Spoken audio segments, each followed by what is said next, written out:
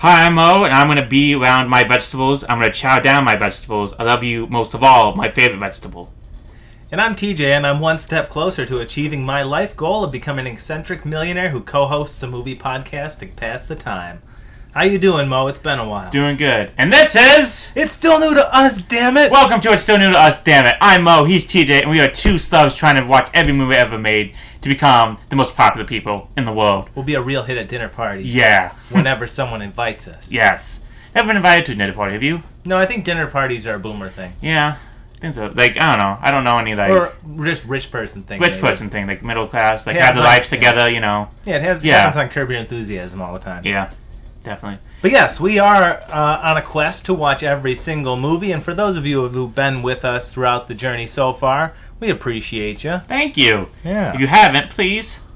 Please, we're desperate. We're desperate, okay? Yeah. There's an oldie podcast called Never Seen It. We didn't know about it until just now. Yeah, don't give them the press. Don't give them, okay? Sure, No. they have big stars and interesting people and probably know way more about movies than they are. And probably more attractive, too. But still, listen to us.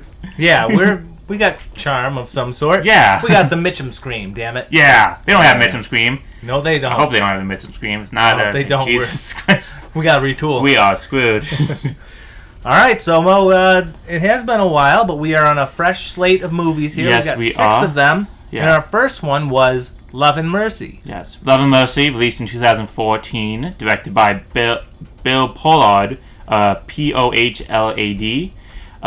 Mostly producer, not really a director, but he produced 12 Years a Slave, and I chose his oldest movie, like the first movie he directed, called Old Explorers. I have no idea what's that about. Written by Owen Moverman and Michael Allen Lerner. I believe Michael Allen Lerner was the original screenplay guy, but then they brought in Owen Moverman to fix it up. Okay. So yeah, but he's mostly a producer too, Rampart and that horror movie Bad Hair Day that was on Hulu. And Michael Allen Lerner, not really much about him either. He wasn't really working in the industry that much. He wrote a few screenplays. His movies are mostly known for French Exit and Deadline, so I think this is his most famous movie. Okay. Yeah. But of course, it stars John Cusack, my favorite actor, from Better Off Dead, and Grand Piano, which I heard is insane. Paul Dano from Little Miss Sunshine and The Girl Next Door. Elizabeth Banks from Wet Hot American Summer, and Movie 43, a movie I don't know how they got that many stars to be in. Yeah, this is a mystery. That is a mystery. And Paul Giamatti from Sideways and Lady in the Water. Alright, so TJ, what is this movie about? Well, Love and Mercy chronicles the life of Beach Boys singer-songwriter Brian Wilson at 2 stages of his legendary rock and roll life. One is during his time producing and recording the seminal album Pet Sounds, and the other is during his conservatorship under Dr. Gene Landy, a manipulative and parasitic psychologist. While the former timeline deals with Wilson's alienation of his bandmates and loved ones, due largely to his ignored and misunderstood mental health issues, the latter sees his struggle to regain his independence, pursue a new romance, reconnect with family, and complete his masterpiece album which he dreamed about since his heyday with the Beach Boys. In the end, no hilarity really ensues, but that's just fine. Yeah. Yeah. So this one, my theme for my 3 movies were music biopics. Yeah. Now, my favorite music biopic to this day is probably Walk Hard, the Dewey Cox story. Now, I say that jokingly, but I do think that movie does a great job at spoofing the genre and also making a really fun movie to watch where you almost wish Dewey Cox was a real singer. Yeah. Plus, movie biopics have come back into style now. You got Rocket Man, you got Bohemian Rhapsody. Yes, and they're being taken... really bad David Bowie movie released on Hulu. Oof, didn't even hear about that. No, yeah. But they are one of those genres that, like, it's different when you're dealing with a historical biopic or a biblical, something historical, I guess. It's different with music because not only do you have to...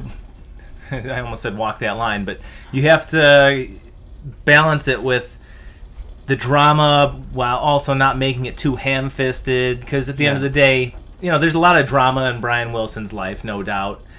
But do you know what I'm trying to say? Like, there's a struggle, there's a fine line between... You got a balanced line between fact and fiction, Fact and fiction, drama and ham-fistedness. Yeah. Well, I was always taught that you have this, between the truth and the legend, you print the legend, right? Sure. So that's what usually happens in movies, to make it more interesting. Because, yes, the truth is the truth, and it deserves to be known, but in movies, you would have had the legend. You would have had Right. fictional story. Yeah. Right, absolutely. And so I didn't know what to expect with this one. Obviously, we hadn't seen it.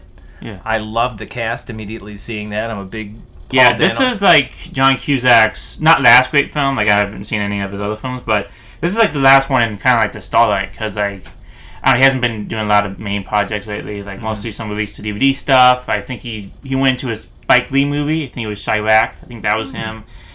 He does some indie stuff, but he's mostly not in the spotlight anymore, which is sad because John Cusack's a great actor. He is a great actor. Yeah, definitely. He definitely is, and he's great in this. What do you think of the biopic, the music biopic, just in general? I think some of them are good. I love the Buddy Holly story. That's my favorite. If I had to choose a favorite movie biopic for music, that's it. I haven't seen it. I gotta watch it's so good. That's the only like role that Gary Busey can play. Yeah. That's the no, only I've heard one. it's really good. Yeah, It's amazing. He sings like the whole songs himself, and it doesn't sound like him, but he plays the role so well. You just believe it. I have seen scenes of it, and I had no idea that was actually him singing. That's pretty incredible. Yeah, that was amazing. Yeah, I watched That clips is of incredible. him singing a bunch of times, so that's my favorite. But yeah, so that's my But like movie biopics are good. I like learning about celebrities and the culture. Like I love reading actual biographies of like comedians and stuff like that. It's actually fun to learn about the lives and what they went through and like So I do love movie biopics. A little bit. I'm not a huge fan of them, but I do like them. Like I love Rocket Man. That was cool. Rocket Man was good because Saturday Night Awaits the Fight. I love that. I love the extended version of that. It sounds way better, and it's great. Rocket Man I figured, when that came out, I figured it was just trying to bank off the popularity of Bohemian Rhapsody, which was a good movie. Did I think that come it was out a little first, Rocket Man, or was it Bohemian Rhapsody? Okay. Which was a good one. I thought it was a little dramatized. I don't think it was it had to be dramatized for this, to make it more interesting, I think. Yeah. But it was a damn good movie, and I enjoyed it. Rocket Man, I figured, was just coming out to capitalize on that. I had no idea it was like a musical. Took me so off guard. I loved it. Yeah, that was a terrific movie. Who directed it, but he did an amazing job. He may have done Across the Universe, that Beatles movie. Oh, sure. He may have done that. I'm not sure, but yeah.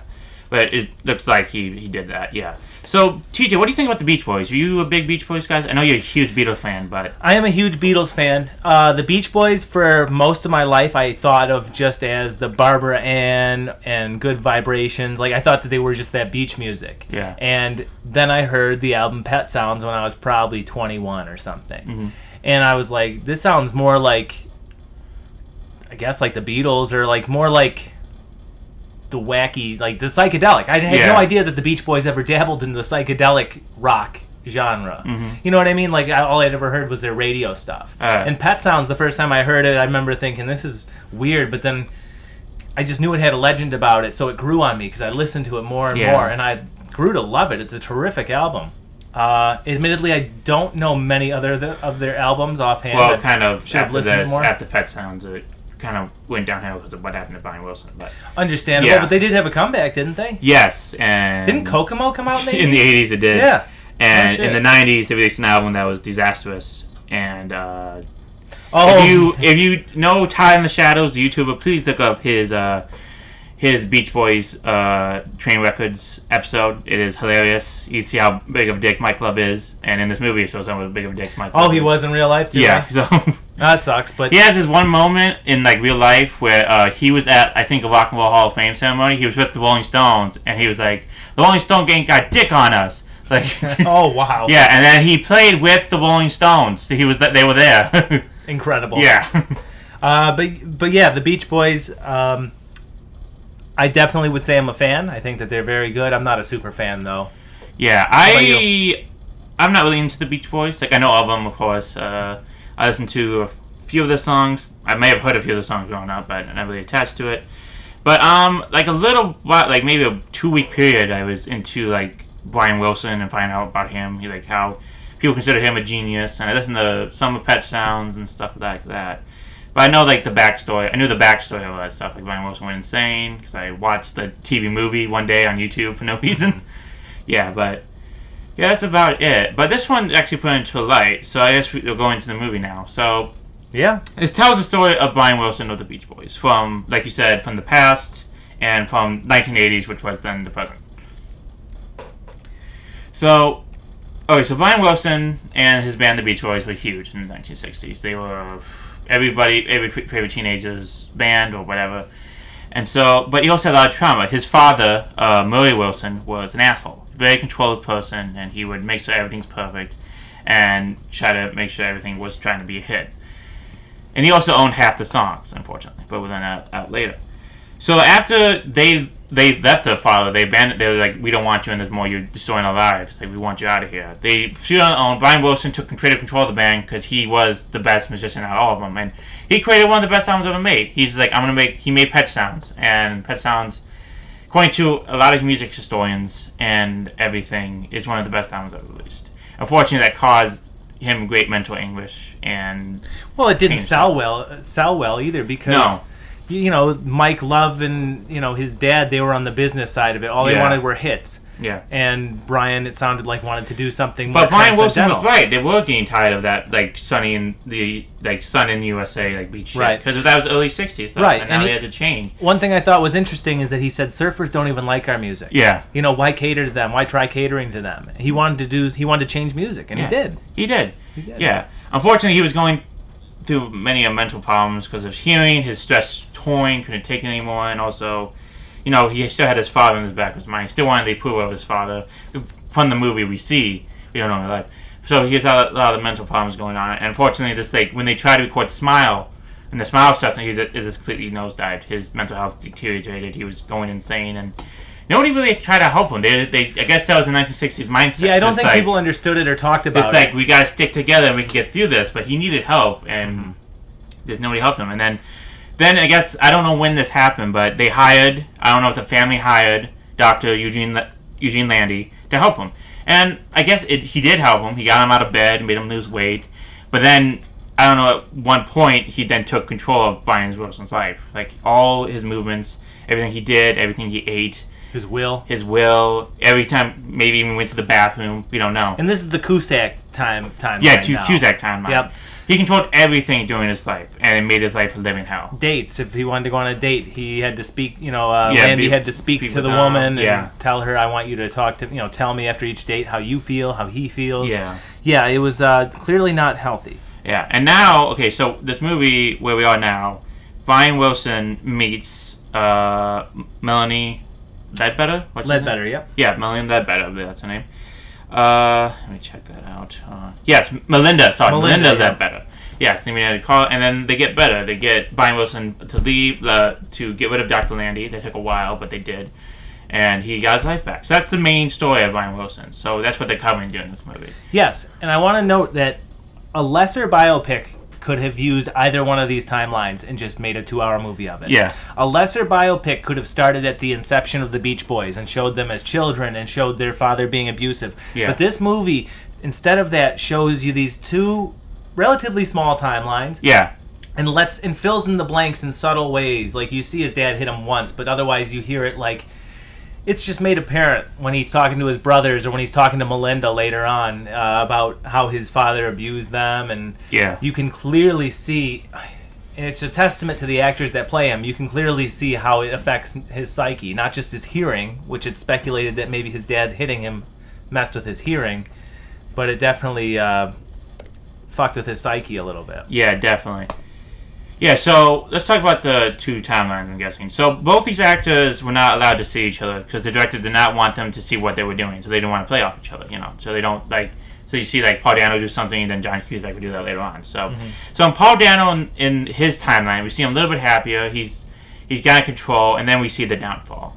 And then John Cusack, we see the aftermath, kind of. We see, how he became a shell of himself, and how this doctor controlled everything. Yeah. So we saw, the start and then the end. That's basically how it is. Right, and at the end, in the 80s, he's not even, this should be the prime of his life. He should be enjoying the success of his career. What did he say when the Beach Boys were playing on the boat? It destroys my brain or something. Yeah, it destroys your brain, yeah. Yeah, he can't listen to himself. He can't listen to his songs, and it's tragic. It sucks. Yeah. Yeah. I think, I don't know how Paul Dano or John Cusack did not get nominated for an Oscar for this movie. Honestly, that's criminal. I didn't see the nominations for Best Actor in this one, but Paul Dano got nominated for a Golden Globe for Best Supporting Actor, which is just they were both outstanding. John Cusack played him perfectly. He played him the way you think a person on the mental breakdown. Correct. Broken down, can't do anything. It's just he's just trapped in his own. Not trapped in his own world, but he's trapped in Landy's world. so he can't escape. So like when you see him doing weird stuff, like when he first met Melinda, he's like, my brother died, and then he died in the ocean. He drowned, and then it was 2 years ago. That was 2 years ago. He comes out and says that. Yeah, you see a man just trying to piece stuff together and maybe try to get out, and so because he's over medicated. Yeah, and that's the thing. He's not being treated correctly, and to Brian Wilson's family's defense, I suppose, I don't think in the '60s people understood mental illness very well, and they'd look at someone like Brian Wilson from the outside and say he's got riches, he's got a wife, he's got a successful career, he's got a great mind for making music. What could possibly be going wrong? So they didn't understand his depression, anxiety, panic attacks. Yeah, and I think that that's what kind of alienated them when he just went to bed one day and never got out, basically, right? Yeah, that's mostly it. Yeah, well, that's somewhat true. Like he went out to clubs sometimes, but he also did drugs and all that stuff, like he said. Sure. He admits like what he did is wrong, and he did get over it a little bit, but unfortunately he's still trapped in the world of Landy, so he can never forget. He never try to forgive himself, so he's just like a shell for himself, Sure, absolutely.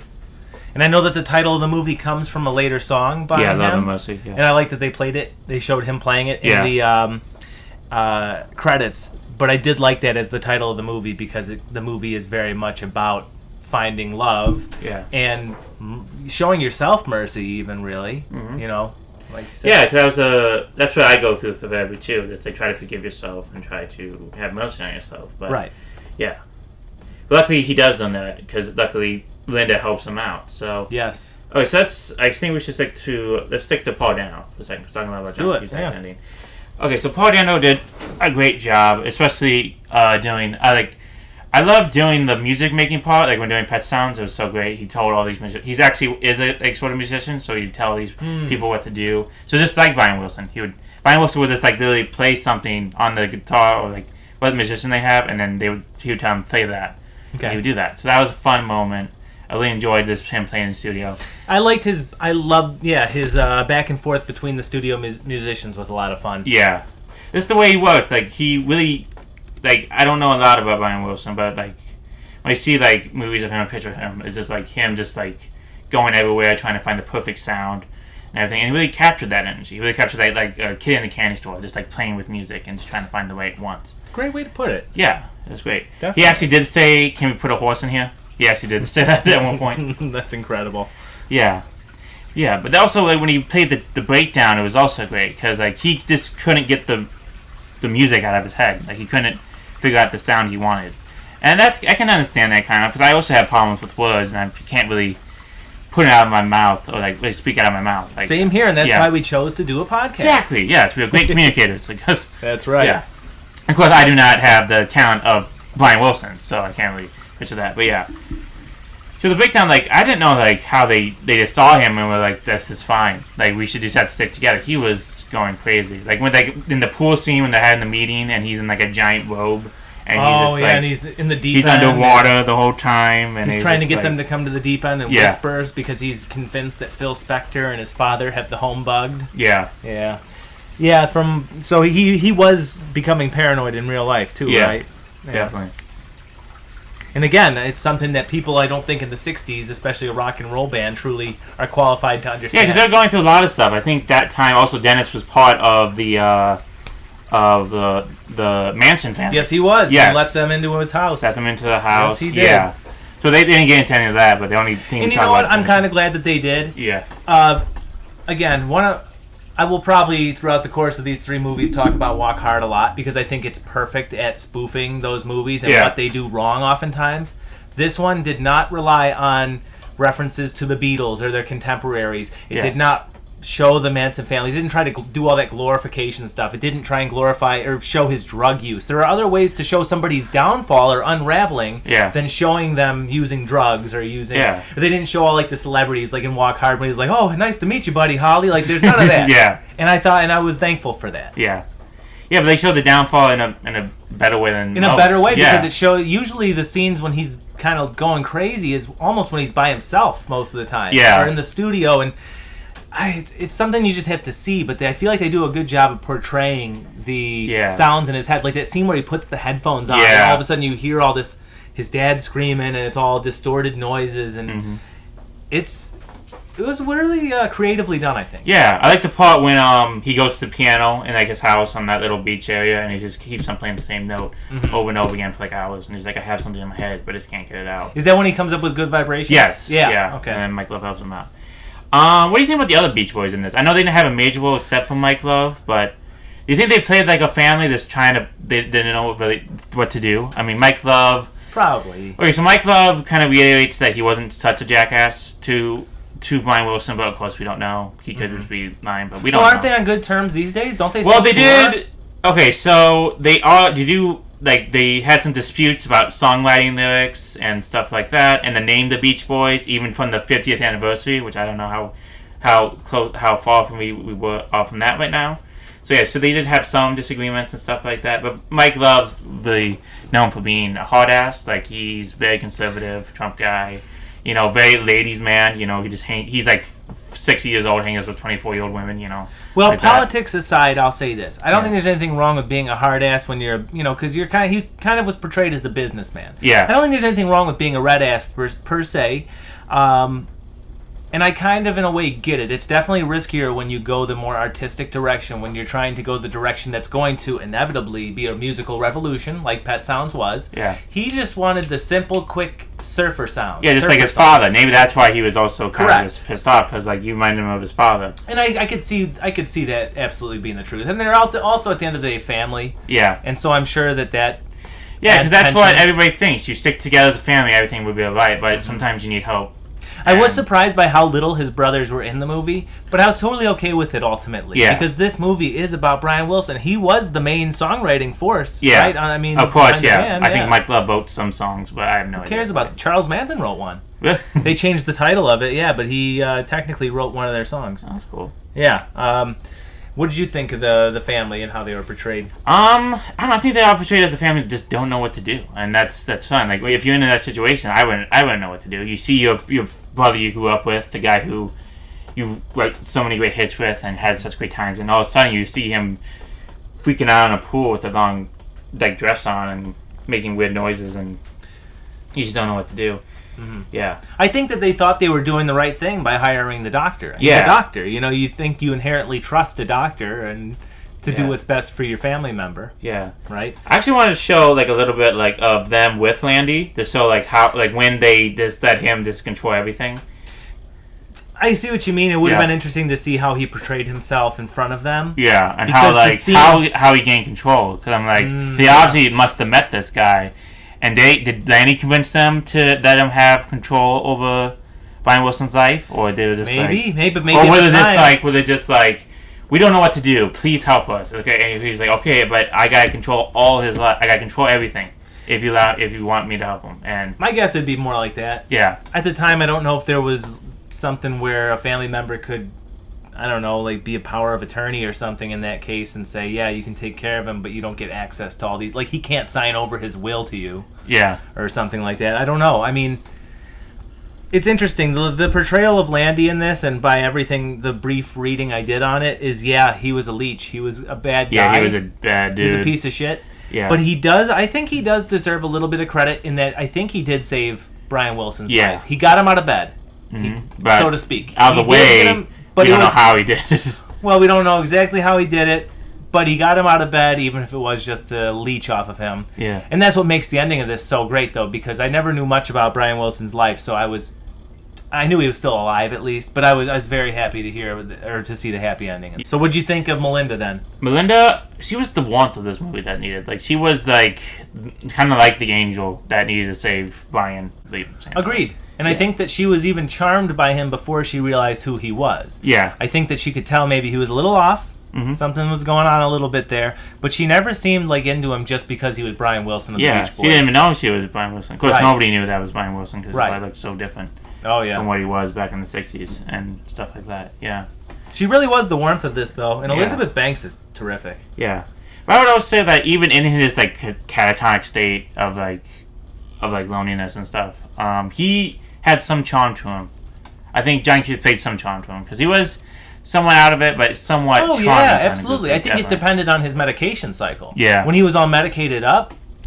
Oh, yeah, that was sad to watch. That was rough to see. When he's eating the hamburger and then you see him in the piano, just like frozen. Yeah. And just and Landy yelling at him both times. Yeah. Oh, it was heart-wrenching to see that. But then the scene when they're on the boat. Yeah. And he comes up with the spontaneous idea to jump off the boat and swim back to his house and make out like teenagers. That was a great scene. I enjoyed that. Yeah. Elizabeth Banks played this role perfectly. Like, she's the warm guiding light to help Brian, and she's the escape artist he needs to get him out. Because it just goes to show that you can find good people in this world, and it's and Melinda was one of them. And she had her own troubles too, like in the past. We don't really know a lot about her past. We know she had a boyfriend that maybe slept around a lot and cheated on her, and she has problem trusting people maybe. But she's independent. Yeah, she's a card saleswoman. She was a model beforehand. They mentioned. No, she definitely brings a warmth to this movie, and I think that, assuming that this is as factually correct as Brian Wilson himself says, she played a huge role in helping him liberate himself. Yeah. And I like the fact that she decides to walk away from him, because she doesn't want to be, she doesn't want to be seen as possibly she reaches out to Brian Wilson's family to let them know what's going on, and give them the tools to help him emancipate himself. Yeah. She doesn't make it about her. You know what I mean? She gives him the tools and his family the tools to get rid of her or to get rid of Dr. Landy. Yeah. And you know what scene I did? My favorite scene with both Landy and her together, and there were some good ones. Because if you ever noticed, Landy's whole bit when he's talking to somebody, he needs to have that dominance. So he's kind of always standing over her when she's getting in her car, and he's fucking on the car. Yeah. I was like, God, give her. Maybe it's just COVID has gotten to me, and it's like, God, give her some space, man. Yeah. But the best scene between them two is when Landy gets served with court papers at her dealership. Yeah. And it's so satisfying. And then he starts yelling at her because he knows she's in the office, and he's calling her a slut and a bitch, and you're not gonna win this. Open this fucking door. He's getting all mad. And what does she do? She opens the door. Yeah. Nothing. He backs down from the slightest hint of resistance. All bark. That was a great scene. That was a great scene. Terrific scene. Yeah. I would say my favorite scene is actually really heartbreaking. One of the scenes. It was when Melinda and Brian are in the studio together, because Brian's trying to, Landy's trying to make Brian write an album, and he just can't do it. And they're just like, we can go, we can escape, we can get out. And then they're like, they're going to do it. They're finally going to do it. They're just going to escape. And then Landy appears. On the intercom. He heard it all, didn't he? Yeah. And then it's like, Brian's like, I can't escape. It's just impossible. I can't do it. Yeah. That was a great scene, too, That was a great scene, yeah. That was a terrific scene. I mean, they were all terrific scenes. Yeah. What do you think about Paul Giamatti's way he portrayed Landy? Big fan of Paul Giamatti, first of all. Let me get that out of the way. I'm never seen Sideways. Never seen Sideways. Enthusiast. No, I'm just kidding. Sideways is very good. Yeah. But he is a terrific character actor. Oddly enough, my favorite movie with him might be... Is it called Shoot 'Em Up? Shoot 'Em Up. Oh, he's terrific in that movie. Who is it? Clive? Is it Clive Owen? Clive. That's a great movie if you've never seen it. Yeah. But Paul Giamatti is just one of those character actors that can play virtually anything. He can be a despicable character. He can be a likable character. Yeah. Here, I think he was absolutely on his game at being the despicable character. Yeah. And, even the moments when he's trying to win people over and be nice. He wasn't cartoonishly evil. He was the right amount of realism. Oh, he was realistically evil. In both time periods, you have this strong male figure, or supposedly strong, but secretly fragile male figure that's kind of domineering his life. If you think about it, you have his dad in the first one, who's, a tough guy, right? Because he beats up his kids. Yeah, obviously he's like a is guy. The irony. He guy from not a tough the old guy. days. And he's also the guy that keeps complaining about how his children fired him. Yeah. The guy's a little bitch, actually. Mm-hmm. And then Paul Giamatti, Dr. Landy, same thing, but instead of the physical abuse, it's the mental abuse and the he's literally drugging him. Yeah. And then, when the poor guy eats something because he's hungry, he gets scolded. I tell you when you eat. Oh, and he's brutal when he yells at him too. Yeah. I mean, I loved Giamatti in this. I thought he was great. I mean, anytime he was on screen, I was just waiting for him to explode. Yeah, when he pulled the Arnold Palmer. When he told Gloria, give me an Arnold Palmer. I was like, and he was like, okay, now give me a fucking Arnold Palmer. Yeah. What'd you think of him overall? Overall, he was a perfect villain. He was the perfect combination of like sleazy, not really cartoony at all, but like in this film, you have to play it as straight as possible. You got to play it as like a guy who's definitely manipulative, and then can snap at any moment. Sure. Yeah. And that's, of course, what Paul Giamatti does best. So. Yes, it is. I did like it when he's yelling at through Melinda's office door and he calls her manipulative. I guess we've gone through all the characters and stuff, and let's see what Ebert had to say. Of course, Ebert, unfortunately... Was he alive? No, he was not alive. So RogerEbert.com. RogerEbert.com has cool. to say. So this is written by Glenn Kenny. Never really heard of him, so I don't really know. He gave it 3 stars. This is the final paragraph of it. Quote, "The movie isn't perfect. The hairpiece Giamatti sports throughout is so unconvincing that the filmmakers ought to have find a way to make a joke of it," which I kind of agree with. That is funny, actually. That is kind of funny. They could have made it better, or could have just made fun of it more. But yeah, that's a good point. But even when Pollard puts a foot wrong, he does so in an interesting way. This isn't the kind of movie in which you expect to find a resonating allusion to 2001: A Space Odyssey, and yet there is one. And while I have to say it didn't quite work for me, and I've got to give Pollard credit for nerve, in any event, there's more than enough of real value in the movie in spite of that. Not just its content, but its bedrock belief in people, in the spirit of all the awful things people can do. This philosophy is also a big part of Brian Wilson's music, a point that brought home as the end titles roll. End quote. I think a little more highly of it than that, but and to me, Giamatti's hairpiece isn't going to bring it down for me. Yeah. Should we just do final thoughts, or do you have anything else you wanted to bring up? I think that's mostly it. I mean, directing wise, I don't know. Like, I can't really think of any specific scenes that stood out to me directing wise. Like, not really great shots or anything. It probably could have been directed a little better, but like you said, the director was mostly a producer, right? Yeah, mostly a producer, so he hasn't really directed. But I thought the shots like underwater great when he was like having panic attacks. Yes. Really shot like really gave a sense of panic and correct. Those were spectacular. Yeah. But other than that, I guess you're right. Nothing super stuck out. Yeah. Probably just those ones, really. But, and maybe it is recency bias, but that didn't bother me. I don't think. Mm-hmm. I was just so astounded to see a music biopic that was so fresh. Yeah. You know what I mean? Like, I love the fact that it focused on 2 separate timelines. Like, when I read that it was going to be 2 separate timelines, I didn't know what to think about that. But I love the fact that it's more or less micro timelines each one. You know what I mean? You're only covering a few years on each one, and I think that's to the movie's benefit. I thought the cast was spectacular. I don't know. I had a blast watching this movie. Honestly, it made me want to listen to the Beach Boys. Actually, yeah, me too. It did. Yeah, I want to check out some of his solo work. Honestly. Yeah, I actually want to check out Smiles because like I've heard a little bit of Smiles like in my introduction. I like the song Vegetables. That's probably my favorite Beach Boys song. Yeah, nice. And it's just crazy, but the Smile sessions are actually critically acclaimed. Like people say it's like some of the best work he's ever done. So I actually want to check it out and see it's what it's like. Masterpiece, man. Yeah, definitely. I would agree with the 3 stars.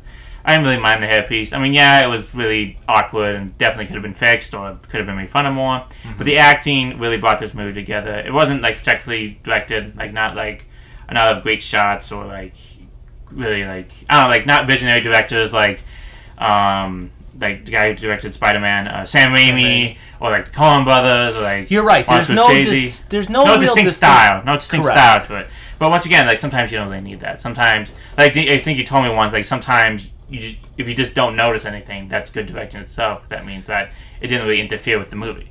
Yeah, and that's more or less how I feel about this. I don't with this cast and this story, and the way the story is framed, I guess, not actually on camera framed, but just the 2 timelines.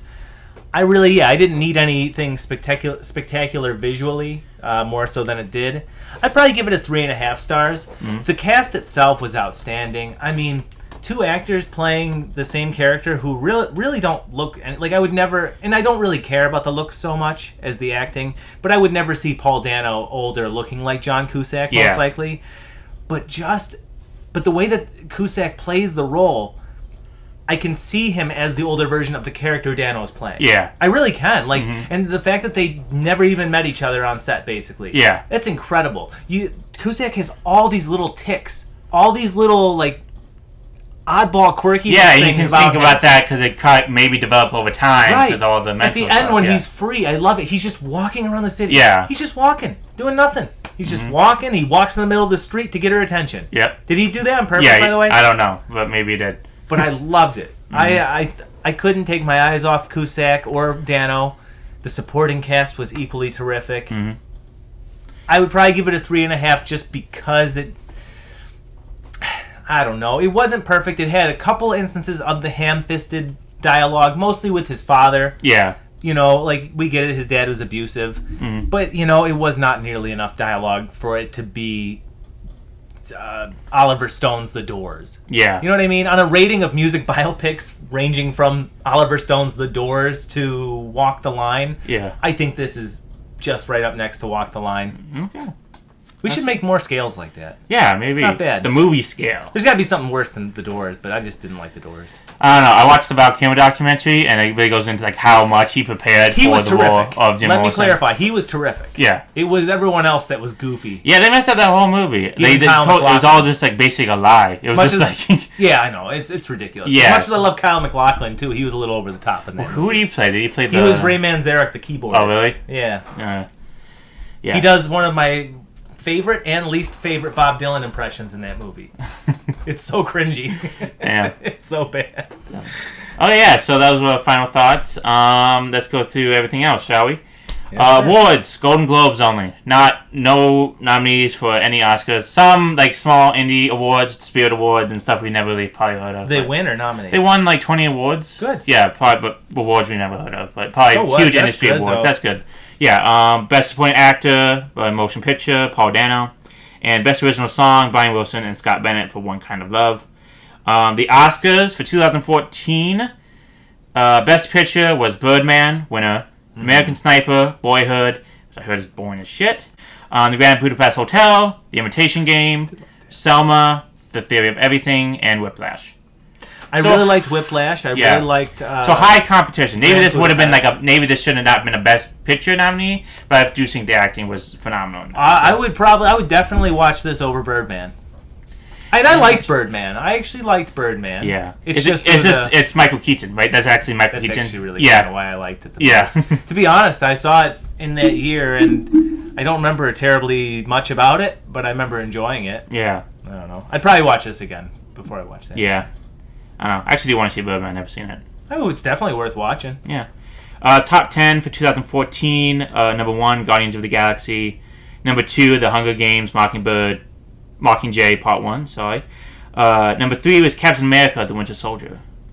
Number 4, The Lego Movie. Number 5, Transformer: Age of Extinction. Number 6, Maleficent.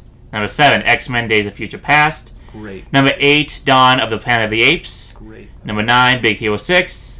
And number 10, The Amazing Spider-Man 2. Woof. Yeah, so this is like the first time we see like when movies are just all Superhero comic movies, books yeah, and like sure. adaptations of stuff. So yeah. Fun facts about this movie. Brian's father, Murray, played by Bill Camp, plays the song "I Live for the Sun" by the Sunrays, which was a new group, which he said was going to go number 1. It went number 51. That was the highest it got. That's funny. Not even top 40. That's really funny. Yeah, like I said, Paul Dano and John Cusack did not interact with each other during the filming.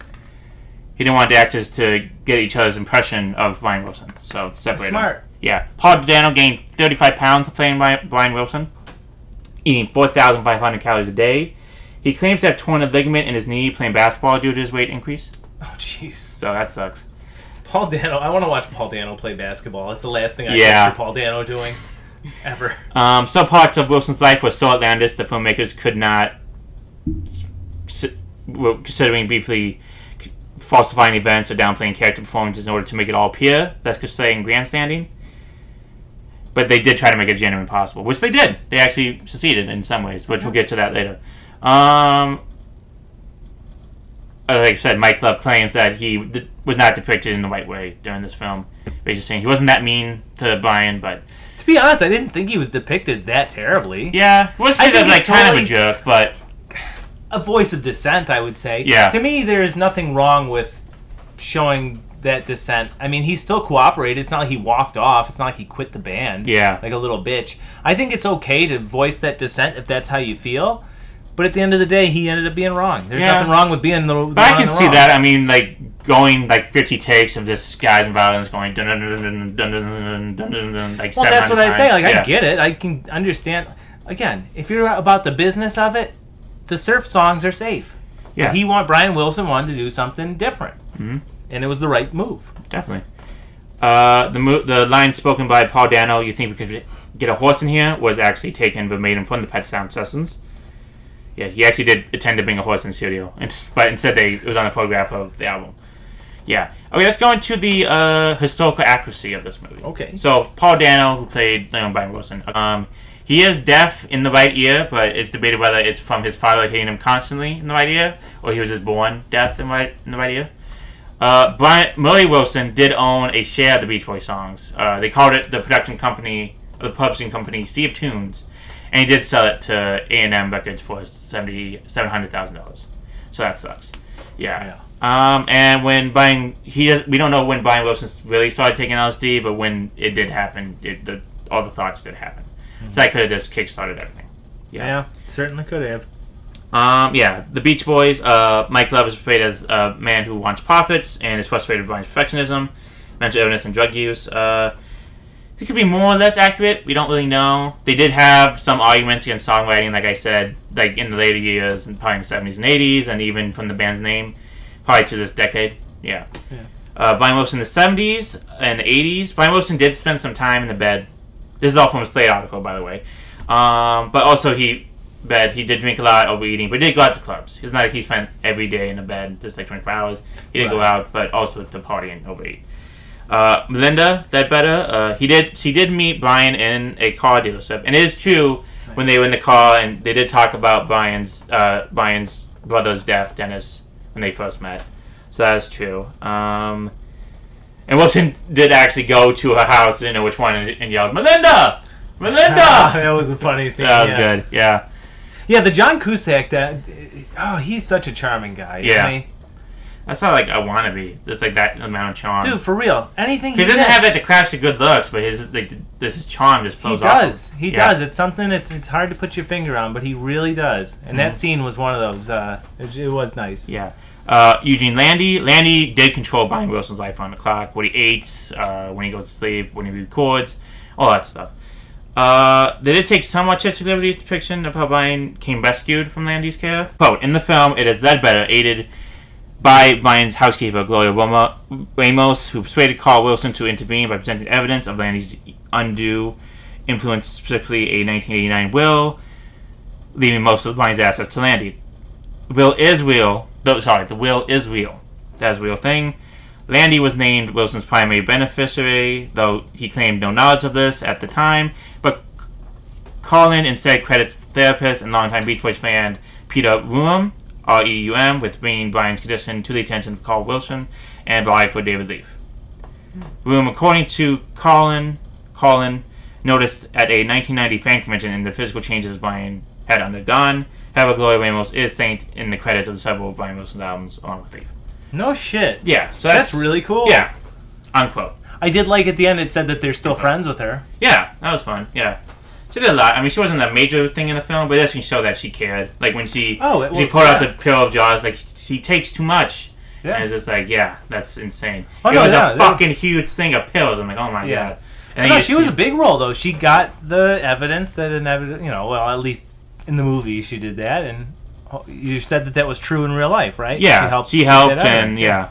It wasn't exactly like that I got in the movie, but yeah. I'm sure it wasn't, but still. They did a good job of speeding through all that. Yeah, they cut through multiple years. Like it takes place over multiple years, so it's not like it's not like the 1960s is stuck in 1 year, and then the 1980s is stuck in 1 year. Yeah, and maybe they could have been a little more clear about that, because apparently when he runs into Melinda at the end, that was several years later. Yeah. I didn't even notice that. If they said something, I didn't notice anyway. Yeah. It has an IMDb like which years, but I didn't think that was important enough. But yeah. It was a very happy ending. Yeah, it was. Brian Wilson's and Wilson, and sorry, I want to say Wilson Ledbetter, but that's not her name. Brian Wilson and Melinda Ledbetter's response to this film. Brian Wilson was actually enthused by the film. He saw it, and he liked Dano's and Cusack's performance of him. He believed the film was casted well, which we believe too, and he actually believed the characters were like real people. Gave him kind of like when he saw Landy, Paul Giamatti play Landy, he gave him like flashbacks of him, and he was kind of scared. Oh, yeah. God, I bet. Yeah. Linda says that Landy was even worse than he was portrayed, so yeah, that's why he played it like that. Is Landy alive? I don't know. I didn't check that. Actually, I think he was. I have no idea. Landy's son, who was also in the movie, not actually Landy's son. Oh yeah, he's boat driving. He's boat driving, yeah. But he said his father was portrayed unfairly, which that's up to him. But he seemed like a man who controlled a person's life. Yeah. Who knows? I mean, you have 24-hour therapy sessions, realistically. Yeah. Who knows? Mm-hmm.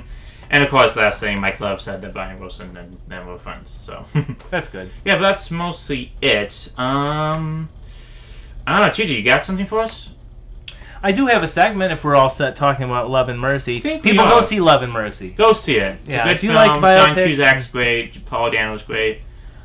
Yeah. It is weird, like you see him with like a Riddler hat on out of nowhere. It's insane, but I guess they decided to go with that. Right? Yeah. In fact, it took me about a half hour into the movie that I realized, oh my God, he's a different character. Yeah. I thought he was. I was like, why isn't he wearing the duct tape on his? I'm just. Yeah. Terrific actor, though. I love Paul Dano. Definitely. Yeah. Okay, what segment you got for me? What's the final thing? Oh, well, that movie that we just saw was about Brian Wilson, a man who was an inspirational, revolutionary songwriter, always never afraid to take new risks and try new things and just go with what he heard in his head. He was a genius, right? Well, I'm going to be the most uninspired piece of shit here, and we're going to play Name That Movie. All right! All right! Woo! We try to come up with segments, but we're just not creative enough to do it. Hell no. And we got lives outside of this, man. Graduate school. Well, you have lives outside of this. I don't have anything. Get out of here. You got a lot. All right. Well, for those of you who have been listening, you know the rules. For anyone that's new, it's very simple. I'm going to give Mo here 10 clues about a film that I have picked out, and they get a little easier each one. And when he has the right answer, he is going to type it out on there and lock in so that he can't change it. Okay. I'll read all 10 clues just for the people listening. And if he's right, he gets a round of applause from me. And if he's wrong, he has to eat a Christmas tree ornament that's hanging on the Christmas tree behind him. I want to eat that. All right, are you ready? Yeah, sure. Hey, you're undefeated at this game. Have some confidence, okay? You are. Yeah, I haven't beaten you on this one. Right. You fucked me over when I talked you up on the movie quotes one. I told everyone on listening how great you were at knowing movie quotes. I'm sorry, I've never seen Friday the 13th Part 6. That's Friday the 13th Part 6, Jason Lives. Jason Lives, okay, fine, I'm sorry. All right. I've only seen Jason Take Manhattan, that's it. And that was a boat. Did you really? No. I was going to say... Oof. That'd be the worst thing ever to see. It's not fun. Like, there are movies that are so... And we'll get to this game, I swear. But there are movies that are so bad that they're good. That is not one of them. Yeah. That movie is horrendous. Okay. Are you ready? Yes. To name that movie. Mm. All right, clue number 1. This film came out in 1990. Dances with Wolves. You're incorrect. Go eat that, eat that ornament. Clue number 2. This film won 3 Oscars. Clue number 3. Both Robert De Niro and Jack Nicholson were offered the lead role, but turned it down. Clue number 4. This film went through a decades-long development. One original idea was for it to be a musical starring Sonny and Cher in the lead romantic roles. Not Goodfellas, then.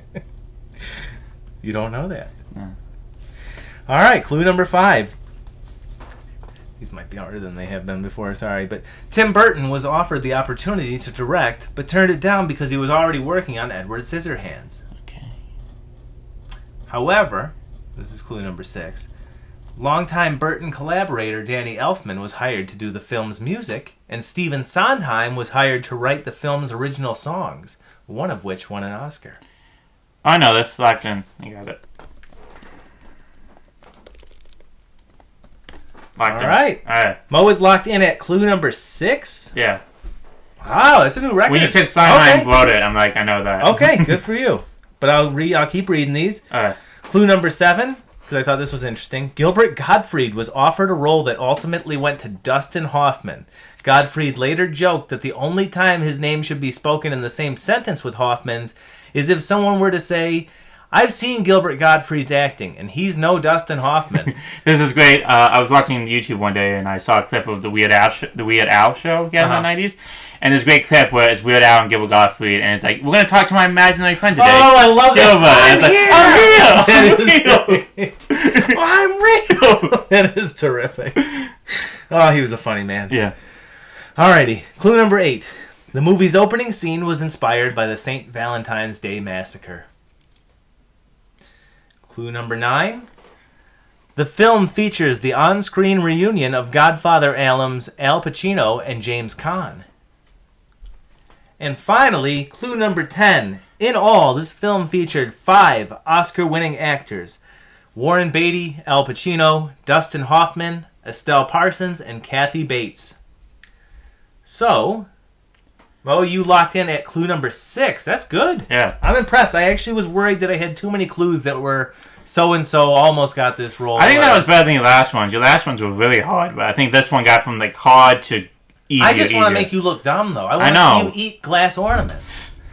So, you locked in at clue number 6. Yeah. I am looking at it so that you can't cheat now. Tell the folks what you guessed at clue 6. Dick Tracy. And you would be correct. All right. Woo! Great work. Yes. I low-key love that movie. I think it's because I saw it at a very young age. Kathy Bates is in that movie? She is. I'm trying to remember who the hell she actually was. Was Estelle Parsons the girl he fell in love with? Like her? No, she was kind of an unknown, I think. Hold on. Who the hell is Estelle Parsons? It might have been her then. I don't know. To be honest with you, I remember the movie mainly from when I was a kid. I do have it on DVD, though, and I saw it in my DVD shelf when I decided to write this. Oh, I know her. She was Roseanne's mom in Roseanne. Okay. Yeah. I thought you weren't allowed to watch that. I'm telling No, I you, was Mom, not. that you watched that. Yeah, but she was in Bonnie and Clyde. So she may want to ask her for that. Yeah, that was Glenn Headley who played Tess Trueheart. Okay. Yeah, I knew it wasn't her. Okay. I'm trying to think who Kathy Bates was. She was a stenographer. That's what it was. That's right. Now I remember that. I think Kathy Bates also lived with Sam Raimi, Ethan Coen, and Frances McDormand. What a weird. That might have been and like to one see. other person. I forgot who, but yeah. But How bizarre. Yeah. That would have been interesting to be a fly on the wall for those nights. Definitely. Okay, so that was our trivia. So Good work. Do you like Dick Tracy? Do you like that movie? Never seen it. Really? Yeah. But you knew about Stephen Sondheim? Yeah, because I know about facts by that. Cool. All right. Yes. You should watch it. It's a good movie. I will. Sorry, folks, my prematurely. Let's do it. This is actually now the official. So, what is next week's 2 weeks from now? I don't know. Right, 2 weeks. 2 weeks from now. Movie. Let's see. Here we go. Dangerous Liaison. I don't know. I put Danger Liaisons. Not the title. Danger Liaisons. It sounds like a. I don't even know what that would sound Sounds like an action movie. I guess so, yeah. We're watching the Dangerous Liaisons next 2 weeks. Our first foray into British period pieces. Yeah, hopefully it is, and not like a French period piece, because I have no idea. I just looked up British period pieces, and this came up. But I look at it, I'm like, is this a British period piece? I'm not sure. I have heard of this. Yeah. But anyway, that's our next movie. Thank you very much for listening. I am Mo, and I am surfing USA. That's not the lyrics. I forgot. And I'm TJ, and I had something planned for this. Shit, Alright. I did have something planned for this. You have it written down? No. Okay. I'm not smart enough to. Oh, that's it then. That's it. We're gonna end it on this. Okay. Bye, everybody. Love ya. And here's Robert Mitchum playing us out. See ya. Bye.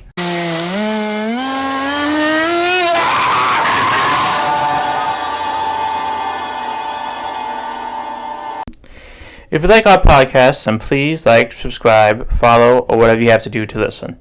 We're on Spotify, SoundCloud, and Anchor, and hopefully more podcast streaming services soon. Follow us on Twitter at @it_dammit, and on our Facebook page, It's Still New to Us. Because Facebook hates us. Thanks for listening.